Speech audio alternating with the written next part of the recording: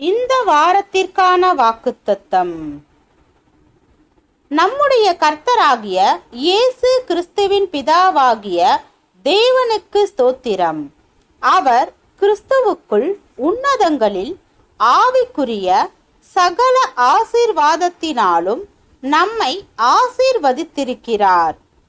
தமக்கு முன்பாக நாம் அன்பிலே பரிசுத்தமுள்ளவர்களும் குற்றமில்லாதவர்களுமாய் இருப்பதற்கு அவர் உலக தோற்றத்துக்கு முன்னே கிறிஸ்துவுக்குள் நம்மை தெரிந்து கொண்டபடியே பிரியமானவருக்குள் தாம் நமக்கு தந்தருளின தம்முடைய கிருபையின் மகிமைக்கு புகழ்ச்சியாக தம்முடைய தயவுள்ள சித்தத்தின்படியே நம்மை இயேசு கிறிஸ்து மூலமாய் தமக்கு சுவிகார புத்திரராகும்படி முன் குறித்திருக்கிறார்.